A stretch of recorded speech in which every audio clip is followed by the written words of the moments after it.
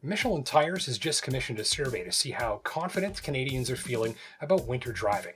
And one of the key findings of that survey is that even among drivers who are properly preparing their vehicle for wintertime, nearly 70% are still worried about winter driving. So in this video, let's see what we can do about that.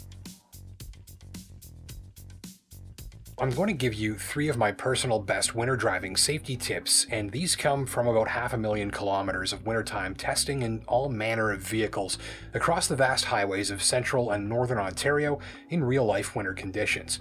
We're also going to talk to Carl Nadeau, a race car driver, winter driving expert, and performance driving instructor, for his take on my tips. After all, they come from years of advanced driver training from instructors just like Carl, and it turns out there's a common thread that connects these important tips to one another. Carl Nadeau. I'm a stunt driver, precision driver, so I do commercial movies, stuff like that for precision drive. I'm also an instructor and Michelin winter driving expert. So with your winter rubber on and your proper wipers and washer fluid for the season, you're off to a very good start. And regardless of what you drive and where you drive it, these 3 tips have literally saved my hide on one or more occasions.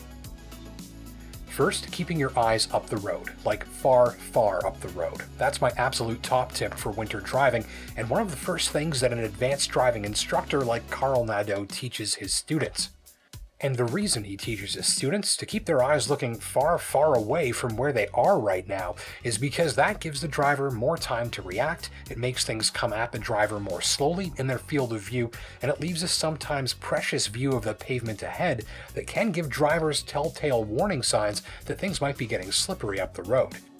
It's pride or if it's just bad habits, but people tend to follow way too close from the car in front of them. And on top of that, we should always look as far as we can in front of the car. But if you're tailgating another car, you can't see that much. So leave a decent gap. Do I see the color of the asphalt kind of changing, or is there weird reflection that don't feel normal? If it doesn't feel normal, there's probably not enough grip. So you need to have time to process the information and slow down while you can, and slow down in straight line. Look closely, and you might even see the telltale reflection of an oncoming headlight reveal a patch of black ice with loads of room to spare. The second tip is to leave a lot of space between you and the traffic ahead. Not only does that maintain your ability to read the road's surface ahead of you for clues, but also more space gives you more margin for error, more room to stop, more time for you to decide how you'll handle a problem that you've spotted far up the road because that's where your eyes were looking. Maintain that space and guard it. I like to visualize 1 or more transport trucks as the absolute minimum distance that I want to maintain on the highway. The worse the weather, the more imaginary transport trucks I add. It's crucial, the gap. We need it, because if you take your eyes off the road a fraction of a second to look at the radio and it slows down in front of you, you have no margin. So of course you're going to cause an accident. Despite our natural tendency to clump together in traffic, keeping a generous gap actually becomes easier if you turn it into a game of keep away. Pretend the car ahead of you in traffic has cooties and don't get too close to it.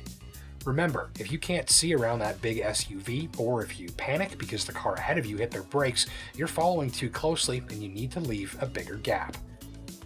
My third favorite tip deals with something called situational awareness, which basically means knowing what's going on around you at all times.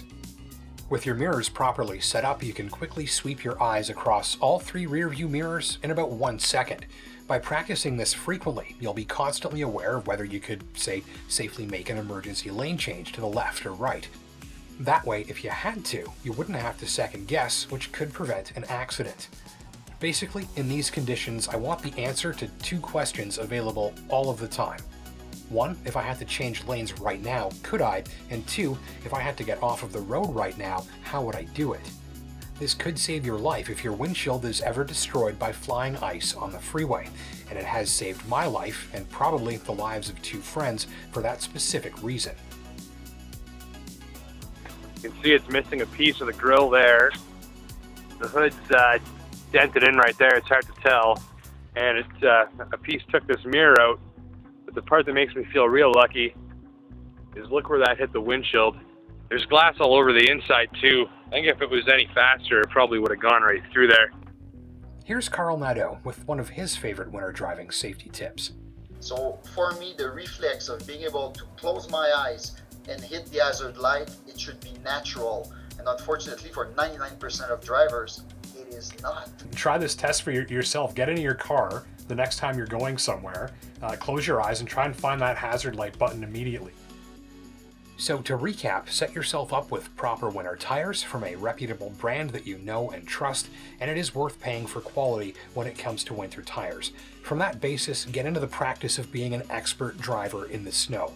Leave and maintain a big gap. Keep your eyes far up the road while maintaining that space, and use the view of the pavement surface to look for helpful clues. All of that as you keep your eyes moving, scanning, and constantly updating your brain on what's going on around you. And when you do all of those things, you'll see the common thread between all of these tips that I mentioned earlier: confidence. Now you're more aware. You've got extra safeties built into your driving environment that you create for yourself, and if you needed to avoid a sudden hazard or get off the road fast, you always know how you would do it. And that makes for a more confident driver. And a confident driver is a relaxed driver, and a relaxed driver is a safer driver. We do get what we pay for. Michelin X-Ice are actually what I choose to put on my own vehicle. Look in the driver's side door. There's always the OEM size tire that you need for your car. And when it's time to go to your tire specialist, ask for a tire that's going to last at least 3-4 winters, and a tire that's going to be high quality. There's no point in buying something cheap that's going to last like 20,000 kilometers, while there's product like the X-Ice Snow can do 60,000 kilometers and grip and perform during 60,000 kilometers. So the cheapest advertised tire is not the cheapest tire in the long run. So that's something people can pay attention. Well, maybe you learned something new there. Maybe that was a good refresher, or maybe you've been driving in the winter for years and you've been doing all of those things all along, in which case, keep it up. Please consider sharing this video with the younger and less experienced winter drivers in your circle. That's who I made this video for. My name is Justin Pritchard. Until next time, take care and drive safe.